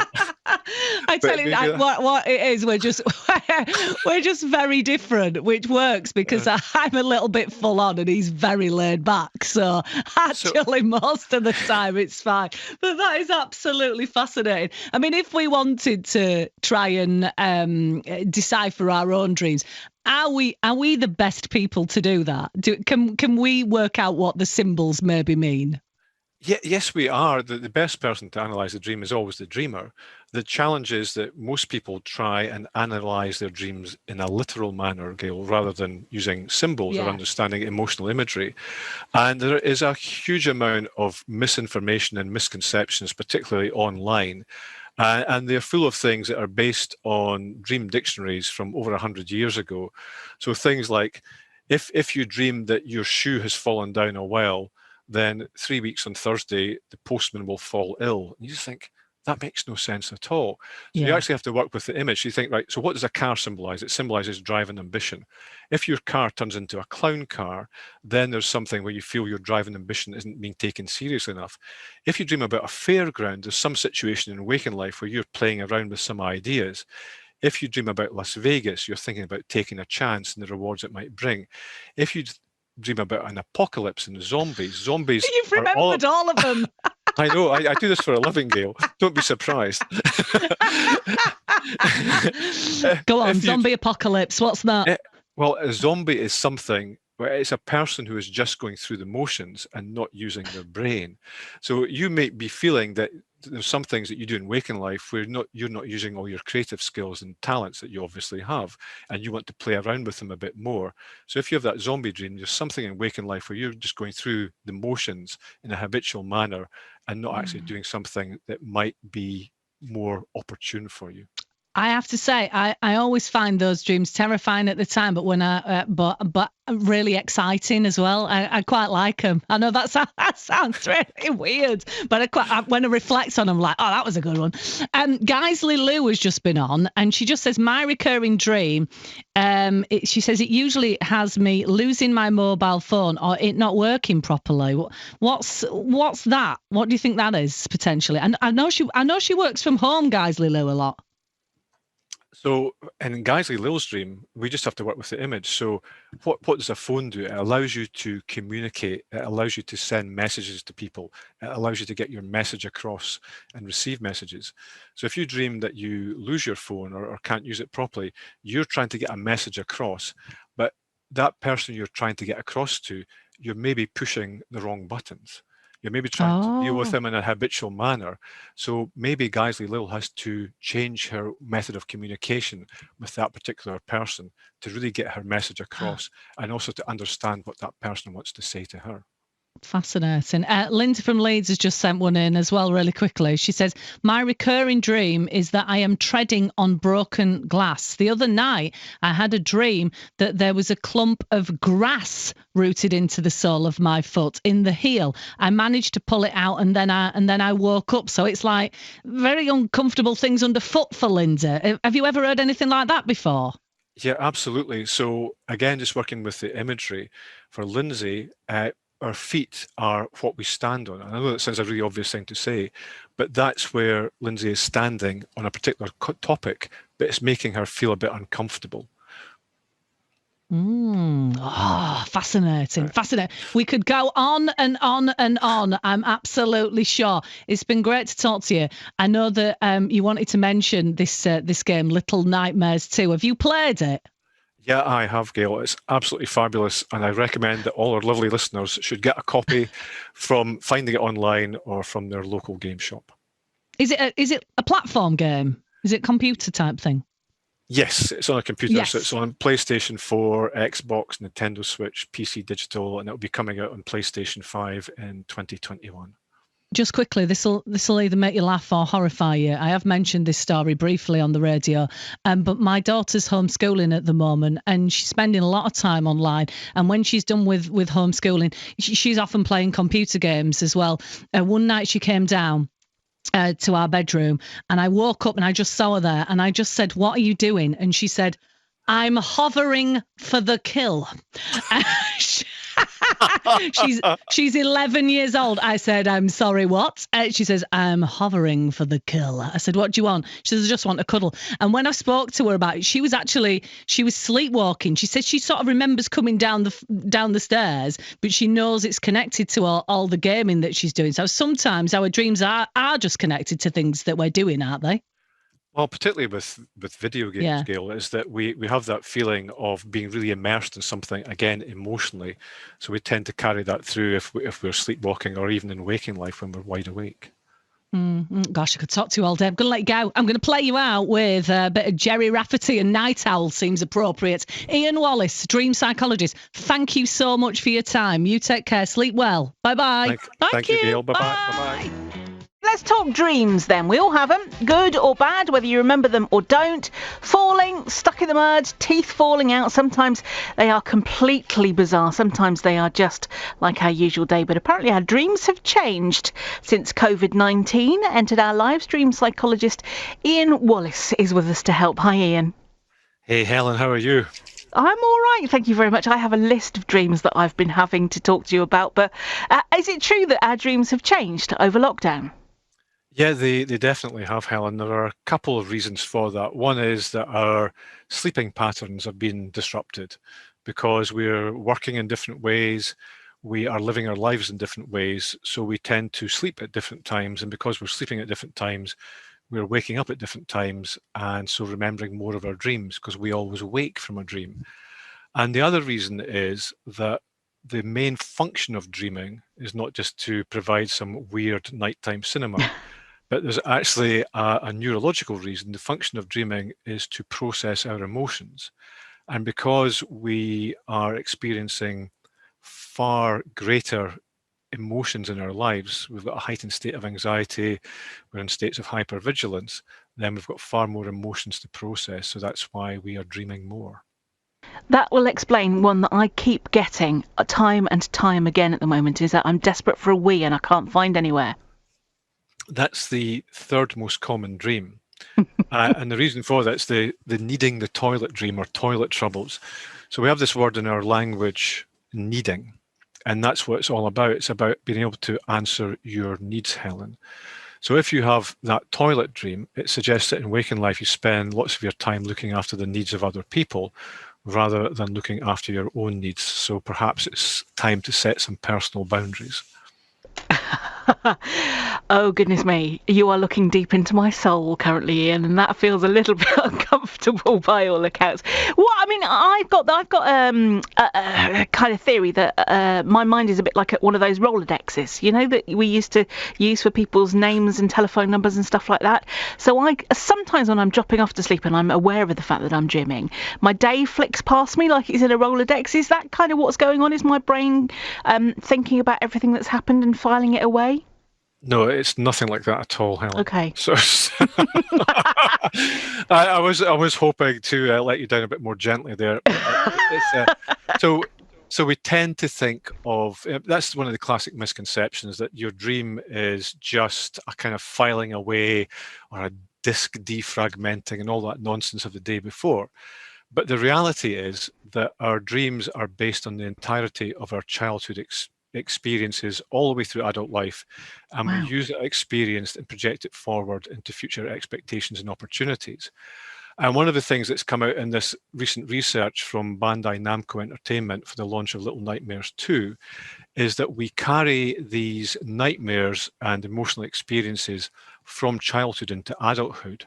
And what the survey shows is that at least 15 million British people have had this experience.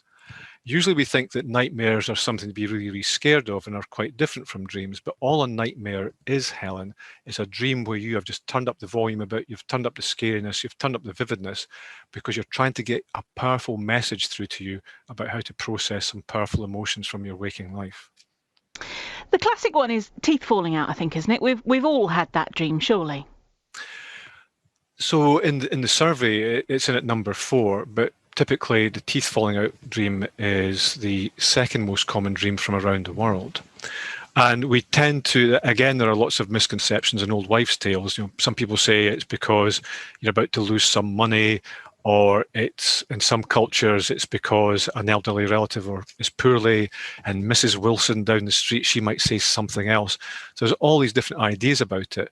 But the modern way to work with dreams is to understand the dream imagery and what it means symbolically and linguistically.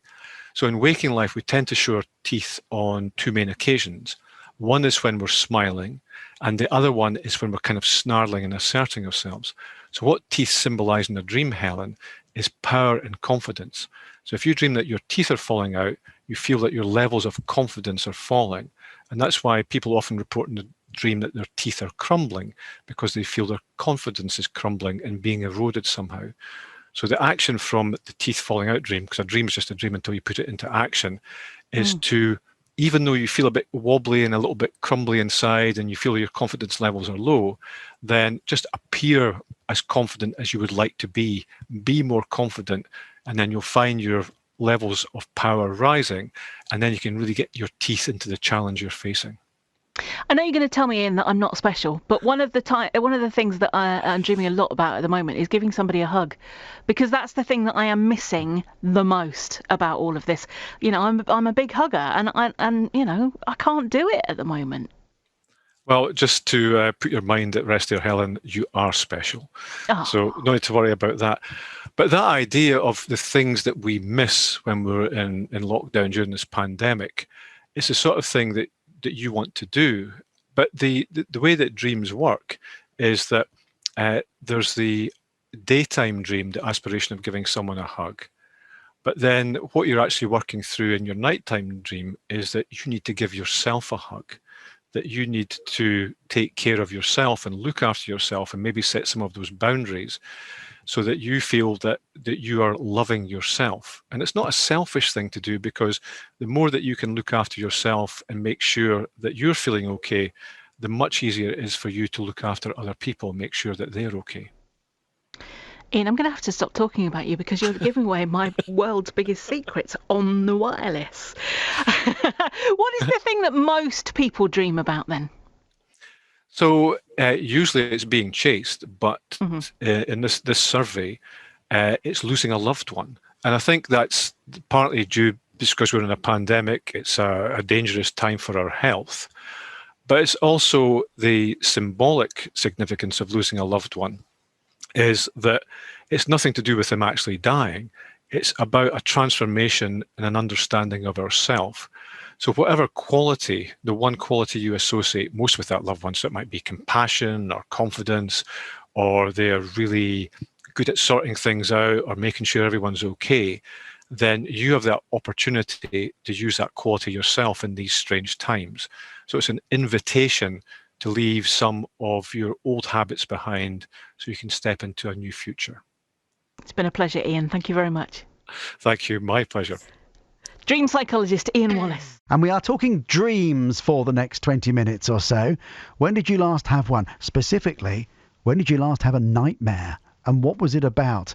Being chased but not able to run, being naked at work, being unprepared for an exam. These are all common themes, apparently. But there are more modern versions as well, like losing your keys. And apparently even running out of tea bags makes the list. I'm not sure that's really a nightmare, is it? Depends how much of a tea addict you are. The figures come from research from a games company ahead of the launch of a game called Little Nightmares 2. Let's talk to dream psychologist Ian Wallace. They can be so vivid, can't they? And we really believe them when we're in the middle of it. Yeah, absolutely, Michael. And the reason that they are so vivid and appear so real is that dreams don't happen to us. We happen to the dream and we create everything in the dream.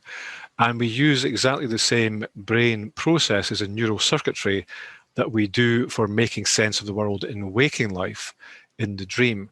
The only thing that's different is we shut down our visual cortex because we're not actually looking at anything in the dream. We're not actually looking at what's around us in the bedroom, but we are continually generating imagery from inside. A long while ago, about 110 years ago, a very renowned neuroscientist and neurophysiologist called Thomas Graham Brown said the function of the senses is to modulate internally generated imagery. So even as you and I are chatting, Michael, and all our lovely listeners are listening, we generate imagery and then we validate it using our senses. And in our dreams, we just generate imagery and enjoy the show. I mean, and we do take in, to some extent, the reality of what's going on around us, don't we? So those dreams where you're not able to run or something like that, often you can wake up and find your legs are all twisted around the duvet or something. Yes, so we tend to think that our brains are the only place where dreams occur, but we actually involve our whole body. It's something called embodied cognition. And we do have that one. So sometimes you feel you can't run and you're tangled up in the bed sheets. Sometimes you might have been lying on your hand and you've got pins and needles in it and you think you're being bitten by an animal. But those tend to be quite peripheral because the main action is happening in your brain where you are working through emotions from the day. So that's the primary function of dreaming, Michael, is to process emotions. And in our current heightened state of anxiety and emotion in the pandemic and in COVID, we have far, far more emotions to resolve and process. So that's why people are dreaming more and reporting it. So in this research from Bandai Namco Entertainment for the launch of Little Nightmares 2, it's really interesting to see all these anecdotes and stories and reports from thousands of people being validated. And given that we are all individuals and these dreams are a result of almost our minds in neutral or something, the engine's revving but it's not in gear, I don't know what the right comparison would be. Why do so many of us seem to dream about the same thing? I'm not sure if that is the right comparison, Michael, but let's go with it anyway. That's why you're the psychologist and I'm not. Yeah, there we go. It's always nice to have roles defined. Yeah, so most people have that view of the brain as some kind of mechanism.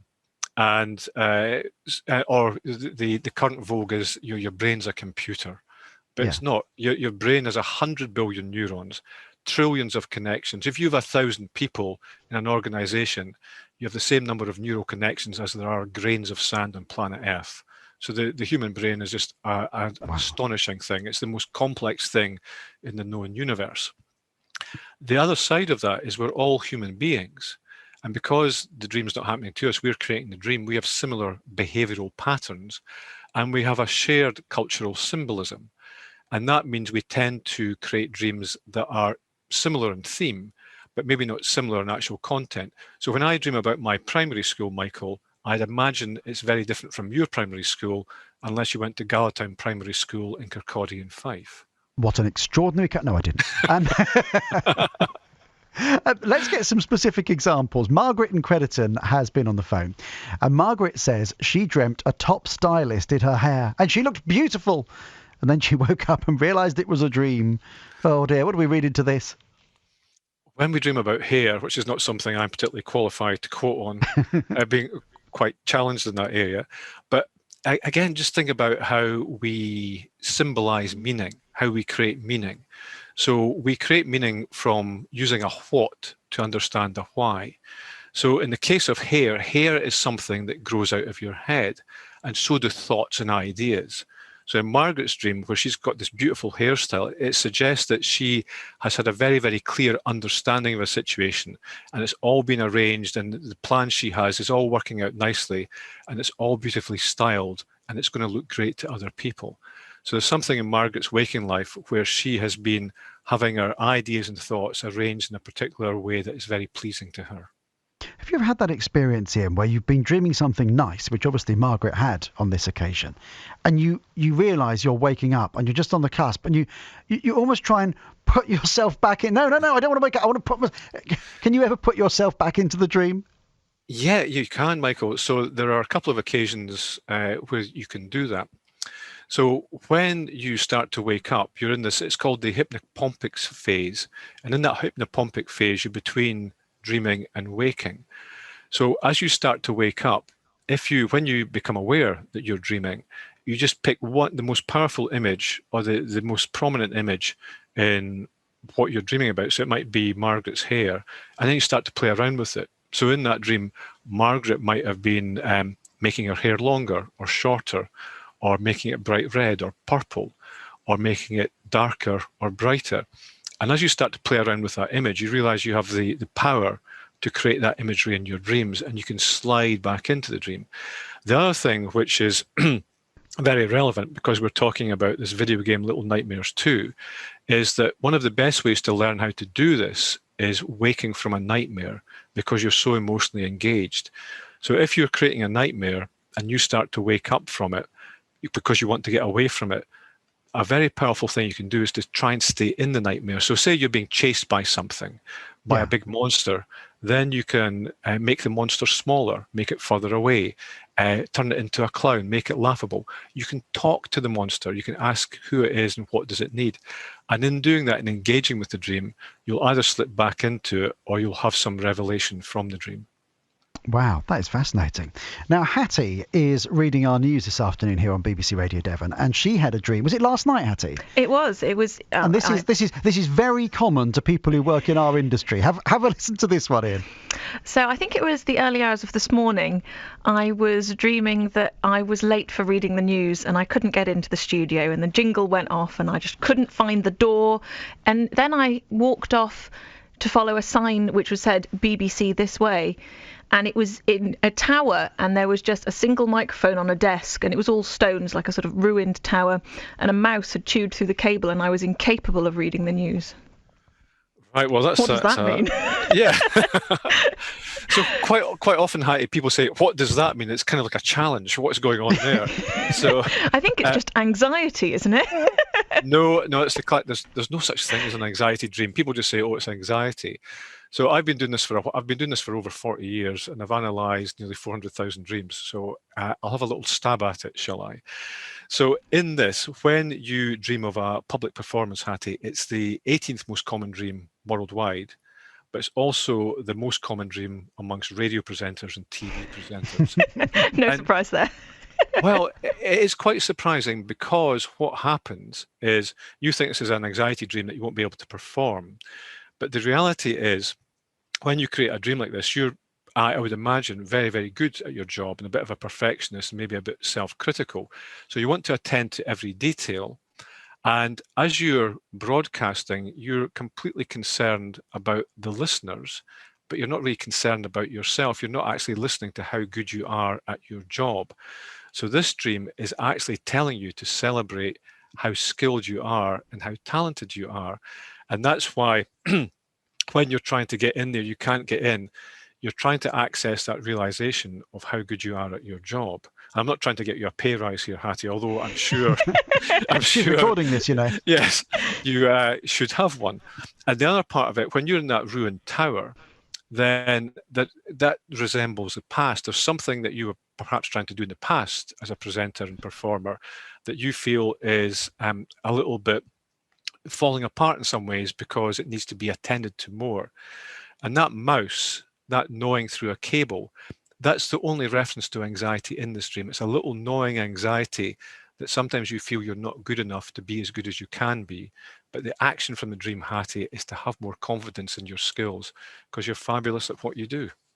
Well, there we are. Thank you very much. You can come again, Hattie. I'll book you anytime, Ian. That's brilliant. Listen, we've only got you for a couple of minutes because you've got to get away. I'll just give you one more for the moment because there's lots coming in now. This is from Gavin in Knowle in North Devon. He says, afternoon, Michael. Just over 30 years, I used to dream about being chased by 3 brothers. They never caught me because I could fly away. Sometimes I could feel their hands on the soles of my feet as I flew away. And I think Gavin's saying there he was having the same dream recurrently for 30 years. So it's obviously something absolutely embedded in his mind. Yeah, and that comes out in this research as well, that what happens is we carry dreams over from childhood. It's not just the day before that we're using the dream to process. We do it for our entire lifetime, all the experience we've had. So in Gavin's dream, when he's being chased, there's something he's pursuing in waking life. That's what a chase dream is about. It's not about some anxiety. It's about some pursuit that Gavin is following. It's about an ambition that he's pursuing. And the 3 brothers are probably 3 choices that has at that time or has now, if it's still recurring, or 3 influences. And he's trying to balance those up. And he gets away from them by flying. And a flying dream is about letting go of things. It's about releasing yourself from things that are weighing you down so you can rise above them. So that's what's happening in Gavin's dream. And dreams will recur unless we actually take action to resolve whatever emotions we've been processing in them. Ian, it's absolutely fascinating speaking to you. I could talk to you for hours. Thank you so much. Really appreciate it. And good luck for 2021. You too, Michael. Thank you so much. Bye-bye. Thank you. That's Dream Cycle. So before we start then, what is the science behind dreams and why do we have them?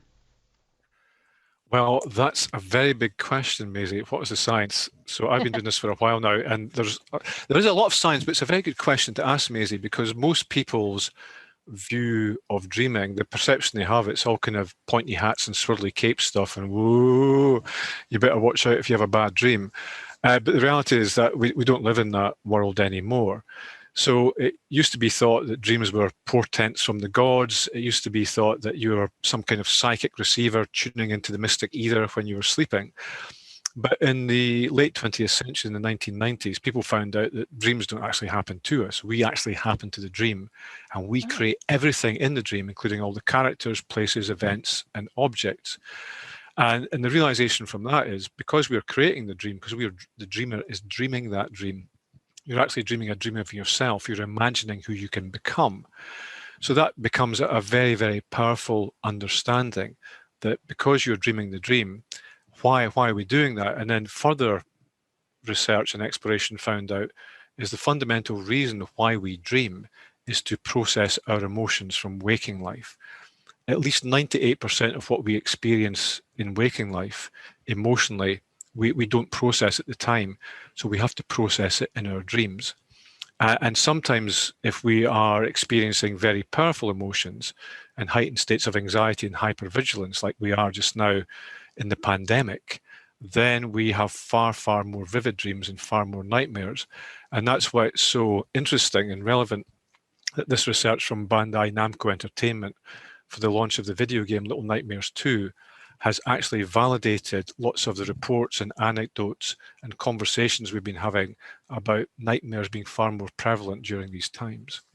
Yeah, definitely. It's almost a bit not cathartic, I guess, because if we have such strong emotions, we don't know what to do with them a lot of the time. So I guess that's why they go into. Would you say when we sleep? Sorry, I've gone off on one now. When we sleep, it's like it's our subconscious, isn't it?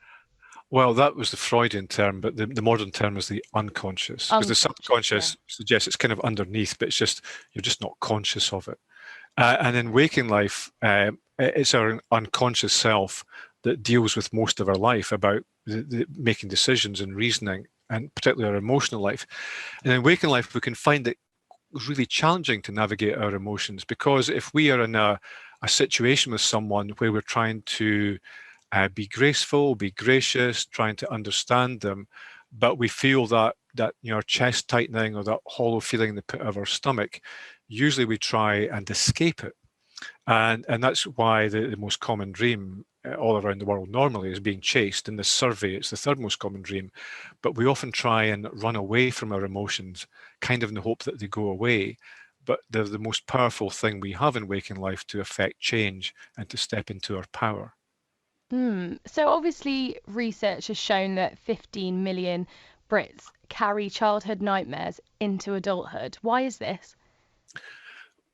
The common misconception, amongst many other common misconceptions about dreaming, is that all the dream is kind of a filing away of the previous day's activities, that you're trying to put them into these filing cabinets in your mind.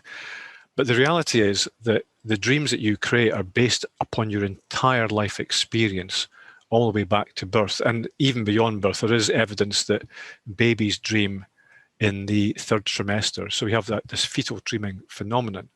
So all the way through, we have that huge amount of experience which we weave into our dream narratives. And if we have unresolved emotions from childhood, which many people do, then they will continue to surface in our adult dreams.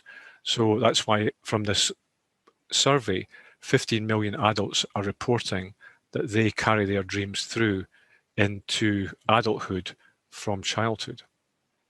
Yeah, that's crazy, isn't it? It's like, especially when you said about fetal dreaming. I don't think people realise that a fetus is even conscious enough to do that. I don't know, that's a whole another argument, but do you know what I mean? Yeah, I mean, it's a whole other area. I mean, it's completely fascinating. But one of the key things about dreaming is it's the most direct access you'll ever have to who you are, to your conscious self. So it's this complete stream of consciousness.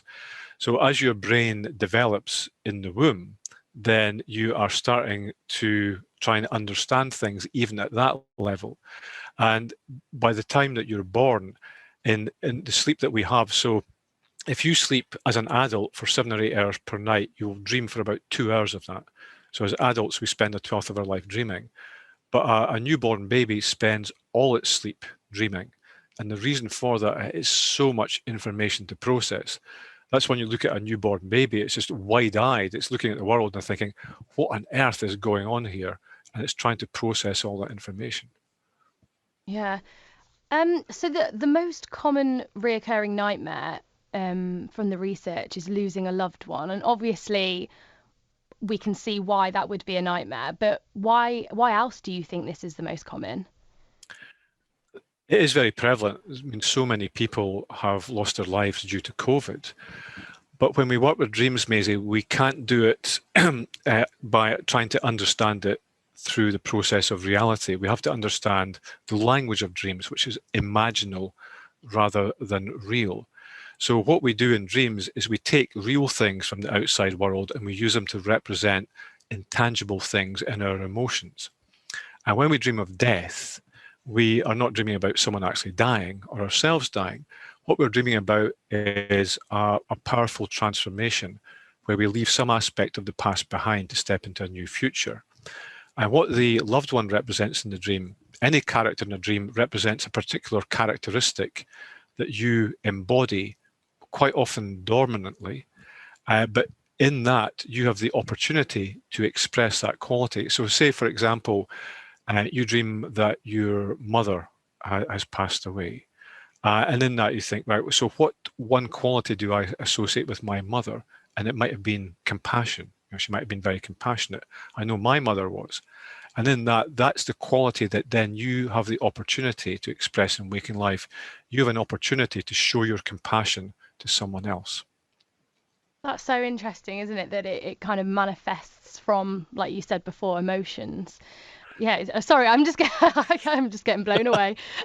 Obviously, do you feel like it's a lack of control because we have a lack of control when we have these nightmares, like for example when we're falling or being chased, and is that why we fear them so much?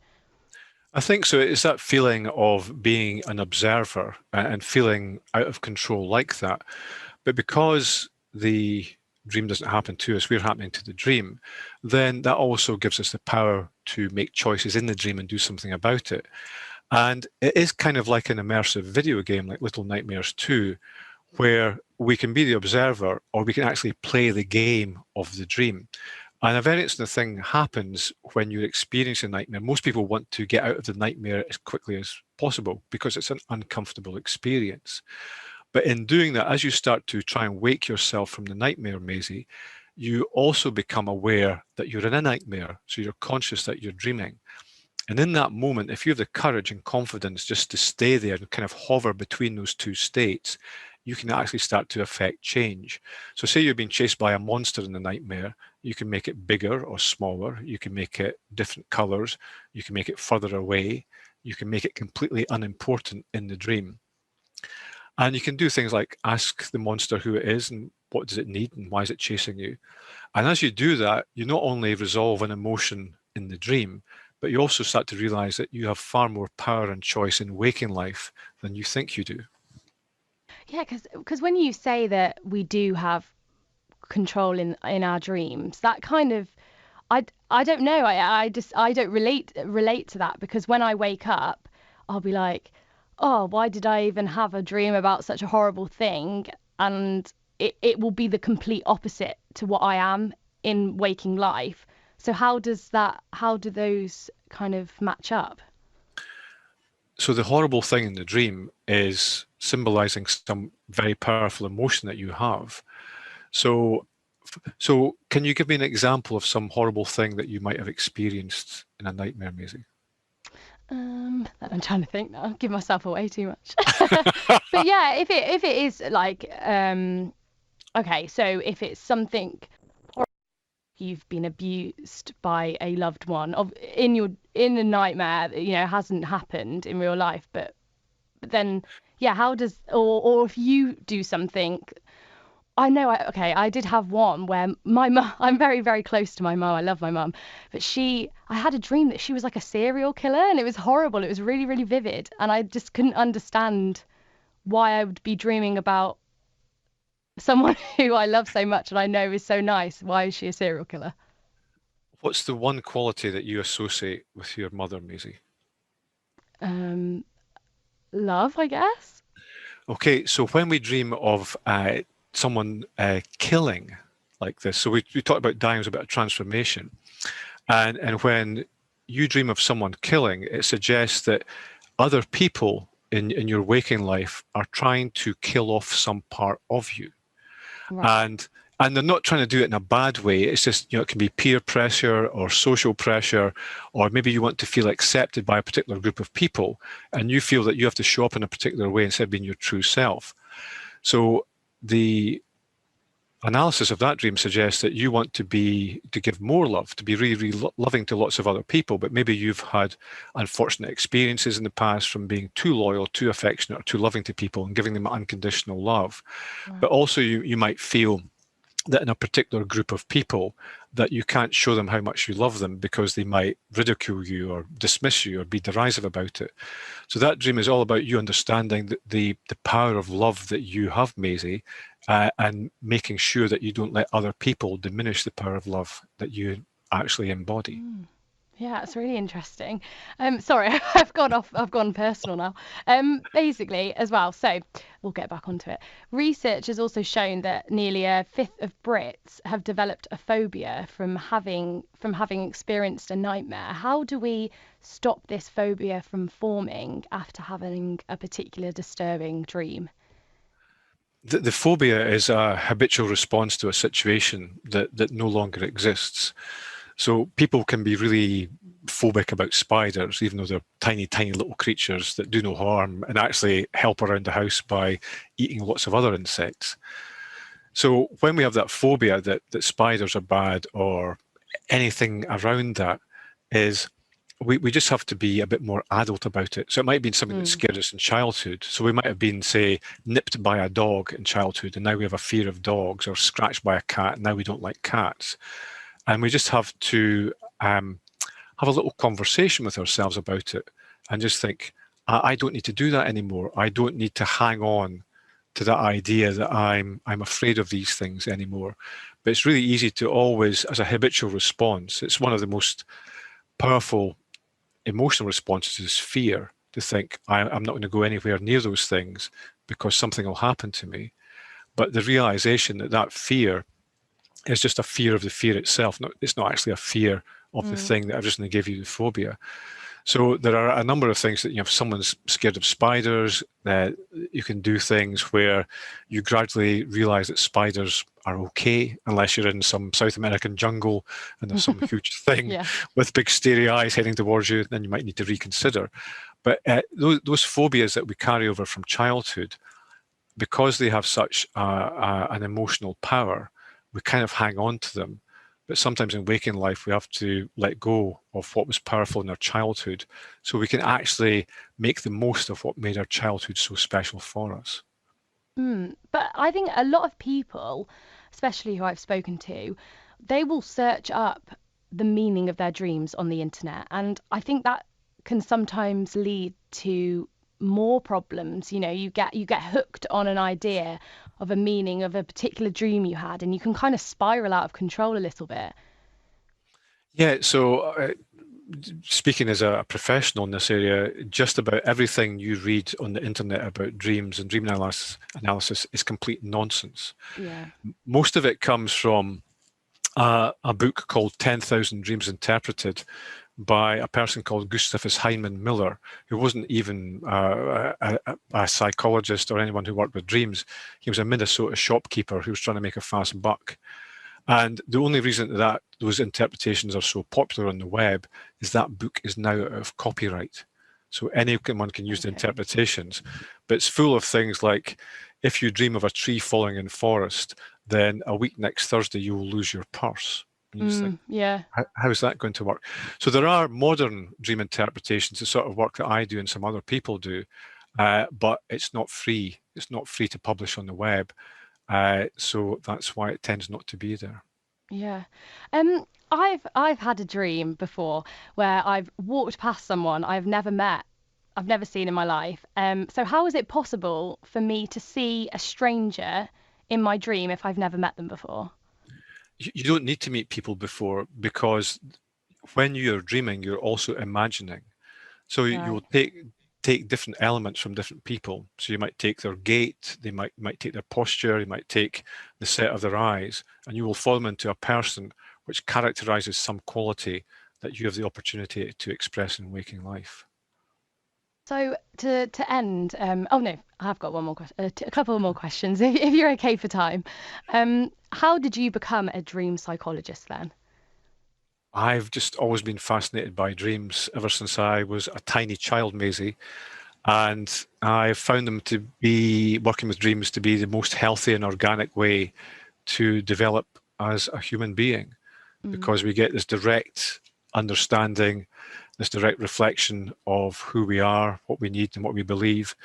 The dream is the ultimate self-portrait. It's the ultimate selfie. Yeah, especially in such a digital world.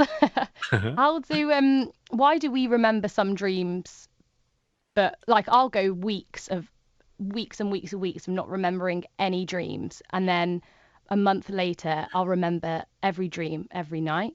Why is that? It depends on a number of factors. It could be your sleeping environment has changed a little bit, so you're feeling more comfortable, you're getting better sleep. It can be that you might be going through a more emotionally intense time, so you're creating more dreams, more emotional dreams, but everyone dreams. So we do dream for about 2 hours per night. So we're always dreaming, and in that you will remember the dreams that are more emotional, or the ones where you've been in a higher quality sleeping environment. Yeah, and just to end, what myths would you like to bust around the meaning of dreams? Oh, there are so many, Maisie. We could be here all evening. I've got time. So the key ones, dreams don't happen to us, we happen to the dream. And eating cheese does not give you nightmares. No, I've also heard another thing about cheese, that it apparently cleans dogs' teeth. So I think that's another myth that we need to bust about cheese.